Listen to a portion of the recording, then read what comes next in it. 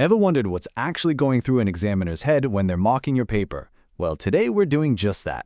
We're not just going to solve a GCSE maths question, we're going to decode it, using the official Edexcel mark scheme to see exactly how every single mark is won and lost. This right here, this is the examiner's playbook for question 1. These are the literal instructions they follow. By the end of this quick explainer, you'll get it. The marking process won't be a mystery anymore, it'll be a clear roadmap for you to score every single point you can. Okay, so first things first, let's break down the anatomy of this mark scheme. To really use it to our advantage, we need to know what each and every part of it means.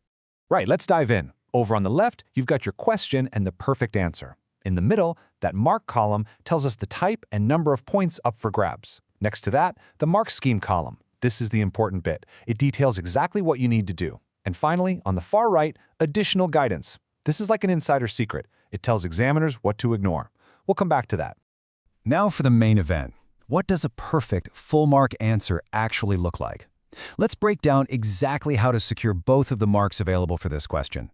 So first, let's talk lingo. You'll see this letter B in the mark scheme. It's a B mark, which just stands for an unconditional accuracy mark. In plain English, it means you get the mark for a correct answer. You don't need to show you're working out. It's all about pure accuracy.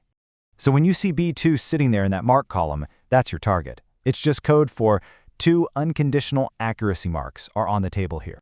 So how do you actually get that B2? Well, the mark scheme is crystal clear. It's a 2-step process. First, you have to plot all 5 of those points correctly at their midpoints, and second, you have to join them up with line segments. You nail both of those things, those 2 marks are yours. Simple as that. But, what if things don't go perfectly?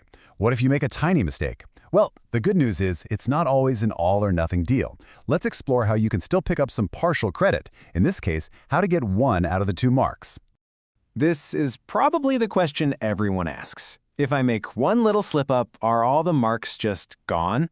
For this question, the answer is a definite no. The mark scheme actually has safety nets built right in to give you credit for the stuff you did get right.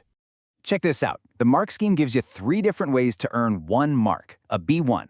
Path number 1, you plot all the points perfectly, but whoops, you forget to join them with lines. That's a mark. Path 2, you plot and join them, but one of your points is just slightly off. You still get 1 mark. And path 3, this one's interesting. Even if you plot the points at the wrong horizontal position, as long as the heights are correct, you can still snag a mark for that. Okay, now for some real insider info. That additional guidance column is our window into what the examiners are specifically told to disregard. This is so important because it shows you the common mistakes that you won't actually lose marks for. I mean, look at this. It's written right here. Ignore any histogram drawn. So if you draw bars first to help you out, that's totally fine. It also says to ignore any part of the line that goes outside the first and last points. So if your line extends down to the x-axis, don't panic. The examiner is literally instructed to just ignore it. Okay, we've pulled the whole thing apart. Let's put it all back together now into a simple final checklist that you can have ready in your mind for the exam. So here's your final game plan. First, always aim for that B2. Plot the midpoints correctly and join them with lines.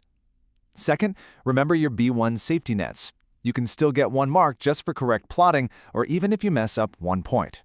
And finally, don't sweat the small stuff. Those extra histogram bars or lines going off the chart, the examiner's just going to ignore them. See, an exam isn't just about what you know. It's also a test of strategy. It's like a game.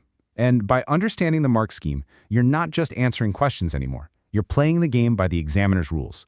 And for question 1, you now know those rules inside and out.